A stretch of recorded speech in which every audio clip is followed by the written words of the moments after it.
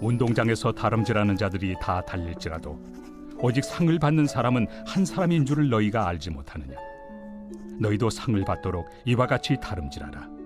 이기기를 다투는 자마다 모든 일에 절제하나니 그들은 썩을 승리자의 관을 얻고자 하되 우리는 썩지 아니할 것을 얻고자 하노라.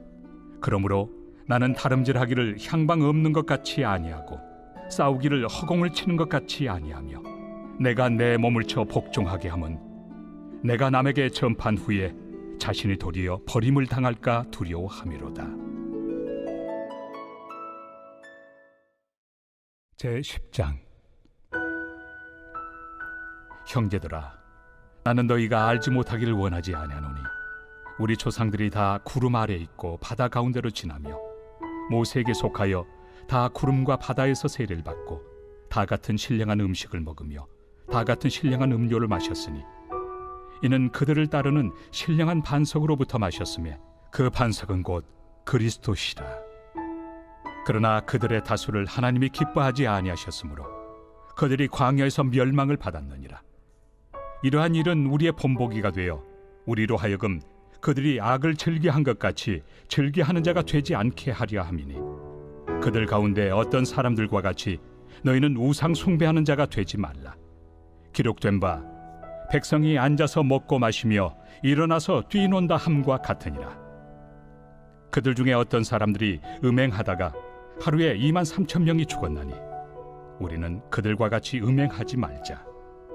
그들 가운데 어떤 사람들이 주를 시험하다가 뱀에게 멸망하였나니 우리는 그들과 같이 시험하지 말자. 그들 가운데 어떤 사람들이 원망하다가 멸망시키는 자에게 멸망하였나니 너희는 그들과 같이 원망하지 말라. 그들에게 일어난 이런 일은 본보기가 되고 또한 말세를 만난 우리를 깨우치기 위하여 기록되었느니라. 그런즉 선줄로 생각하는 자는 넘어질까 조심하라. 사람이 감당할 시험 밖에는 너희가 당한 것이 없나니 오직 하나님은 미쁘사 너희가 감당하지 못할 시험 당함을 허락하지 아니하시고 시험 당할 즈음에 또한 피할 길을 내사 너희로 능히 감당하게 하시느니라. 사랑하는 성도 여러분, 또 아침에 눈을 부비고 또 하나님의 말씀을 청정하기 위해서 귀한 또 우리 모니터 앞에 또 각자의 폰 앞에 온라인 기기 앞에 또 앉으신 여러분들을 주님의 이름으로 축복합니다. 오늘 말씀 고린도전서 9장 24절에서 10장 13절 말씀 가지고 우리 또 6월 우리 15일 월요일 역사의 본보기라는 제목으로 함께 말씀 나누도록 하겠습니다. 고린도 교회 배경에 대해서는 우리가 누차 말씀드렸기 때문에 더 이상은 얘기하지 않아도 될 정도로 우리가 알아도 될 것 같고요. 또 이곳이 우리가 잘 알고 있는 것 중에 이제 올림픽 경기 같은 우리가 그리스에 있었습니다만 여기도 이스트미아라는 그 경기가 있는 올림픽 다음으로 큰 규모의 경기예요. 그래서 수많은 운동선수와 관람객이 도시로 몰려들어서 축제 열기로 가득 찬 그만큼 발전된 도시였다는 것이죠. 그와 더불어서 발전된 곳이고 사람이 많이 모이는 곳이고 항구 도시이기 때문에 우상 숭배와 도덕적 타락이 극심한 곳이라고 했습니다. 거리 곳곳에는 이방 신전이 즐비했고 신전에서 드려진 고기들이 시장에 유통됐고 우상 숭배 축제에 참여하는 것은 당시 사회 사람들에게 당연한 필수적인 사교 활동과도 같았다는 것이죠. 이러한 화려하고도 유혹적인 이 도시 한가운데서 신앙생활을 하던 고린도 교인들 일부는 어떤 그 영적인 자만심에 빠져 있었다고 합니다. 그들은 우리는 세례도 받았고 성찬에도 참여하는 성숙한 그리스도이니까 우상신전의 잔치에 잠시 참석하더라도 우리의 구원에는 아무런 문제가 없다라고 착각했어요. 자신들에게 주어진 자유를 방종의 핑계로 삼았습니다. 사도 바울은 이런 교만하고 위태로운 상태에 놓인 고린도 교회를 향해서 애타는 목자의 심정으로 오늘도 말씀을 나누고 있는 것이죠. 그는 고린도 시민이라면 누구나 잘 알고 있는 경기장의 달리기 선수의 비유와 그들의 조상들이 광야에서 겪었던 뼈아픈 역사의 거울을 들이밀면서 영적인 잠을 깨우고자 합니다. 오늘 말씀을 가지고 또 오늘 하루를 살아가는 영적인 말씀, 영적인 자양분을 얻기를 원합니다. 첫 번째로 기억할 것은 영적 절제입니다. 25절 말씀, 이기기를 다투는 자마다 모든 일에 절제하나니 그들은 썩을 승리자의 관을 얻고자 하되 우리는 썩지 아니할 것을 얻고자 하노라.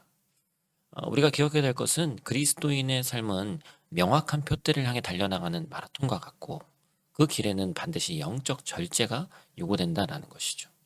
고린도 교인들이 너무나도 익숙한 이 아스드미아 경기의 육상 선수들을 묘사하는데 당시 이 경기에서 우승한 선수에게 주어지는 월계관이죠. 소나무 가지나 샐러리 잎을 엮어서 만든 것이라고 합니다. 불과 며칠이면 바싹 말라 부스러져 버릴 그야말로 썩어질 승리자의 관이었죠. 그럼에도 불구하고 선수들은 이 짧은 영광을 얻기 위해서 최소한 몇 달을 합숙하고 철저한 식단 관리를 그 시대도 똑같았다는 거죠. 뼈를 깎는 훈련을 감내해야 완주하고 우승할 수 있는 거예요. 자신이 하고 싶은 걸 다 하고 먹고 싶은 것을 다 먹고서 승리할 수 있는 선수는 단 한 명도 없습니다. 여기서 쓰인 이 절제라는 단어, 이 헬라어 원어를 보니까 단순히 나쁜 것을 안 하는 어떤 소극적인 금욕이 아닙니다. 그것은 내 안에 있는 무질서한 욕망을 다스리고 가장 가치 있는 최고의 것을 얻기 위해서 그저 그런 좋은 것들을 기꺼이 포기할 줄 아는 어찌 보면 영적인 근력이 키워지는 거예요. 바울은 복음이라는 영광스러운 목적을 위해서 그리고 한 영혼이라도 더 구원하기 위해서 자신에게 주어진 마땅한 권리와 자유조차도 기꺼이 유보했습니다. 진짜 자유는 내 마음대로 할 수 있는 상태가 아니라 마땅히 해야 할 바를 선택할 수 있는 거룩한 능력입니다. 그렇다면 오늘 우리의 삶은 어떠해야 됩니까? 우리는 시들어버릴 세상의 성공과 인정을 위해서 밤을 새우며 땀을 흘리면서도 영원히 빛날 하늘의 면류관을 위해서는 너무나 쉽게 영적인 훈련을 타협하고 있지 않은가 돌아봐야 됩니다. 특별히 새해의 21일 말씀 순종 기간을 우리가 다 보내고 이제 또 새 아침을 맞이했습니다. 어떤 특별한 기간이 중요한 것이 아니라 우리가 계속해서 어떻게 보면 영적인 이 훈련을 해나가고 우리의 습관이 되게 하는 것이 중요한데 어찌 보면 세상의 즐거움들을 잠시 내려놓고 말씀 앞에 앉아있는 이 절제 시간들이 여러분을 영적으로 더욱더 강력한 군사로 만들어내는 훈련임을 꼭 기억하시기를 간절히 축복합니다. 두 번째로 기억할 것은 영적인 민감함입니다. 우리 10장 11절 12절 말씀 그들에게 일어난 이런 일은 본보기가 되고 또한 말세를 만난 우리를 깨우치기 위하여 기록되었느니라. 그런즉 선줄로 생각하는 자는 넘어질까 조심하라. 광야 이스라엘의 실패를 거울 삼아서 영적인 민감함을 회복하라고 바울이 촉구합니다. 바울은 본문에서 본보기라는 단어를 사용하는데 원어적인 뜻을 보니까 타격을 가해서 남겨진 선명한 자국이나 도장을 의미합니다. 과거 이스라엘 백성들의 뼈아픈 실패가 오늘 우리에게 타산지석의 선명한 도장으로 찍혀 있다는 거예요. 출애굽 1세대는 홍해를 건너며 집단적인 세례를 경험했고 하늘에서 내리는 신령한 만나를 먹었고 반석이신 그리스도로부터 터져나오는 생수를 마셨습니다.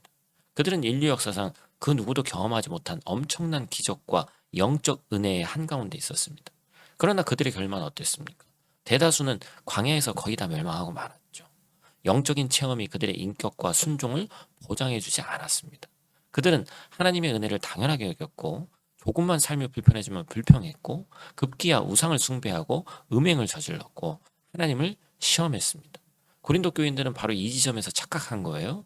우리는 예수님 믿고 세례도 받고 성찬식도 하니까 세상 문화에 좀 섞여서 이방 신전의 잔치에 참석해도 괜찮아. 나는 스스로를 통제할 수 있어. 바울은 이 무서운 영적 자만을 향해서 선줄로 생각하는 자는 넘어질까 조심하라 라고 일갈합니다. 신앙의 연수가 오래되었다고 과거의 뜨거운 은혜를 체험했다고 해서 오늘의 영적 안전이 보장되는 것은 결코 아니더라는 거예요. 사랑하는 성도 여러분, 우리의 신앙은 어제의 찬란했던 체험에만 머물러 박제되어 있지 않은지 돌아봐야 됩니다. 나는 이 정도면 괜찮은 신앙이냐라고 스스로 위안하면서 일상 속에 교묘하게 침투한 세상의 가치관과 우상의 잔재들을 무감각하게 수용하고 있지는 않은가 돌아봐야 됩니다. 익숙함은 경외감의 가장 큰 적입니다.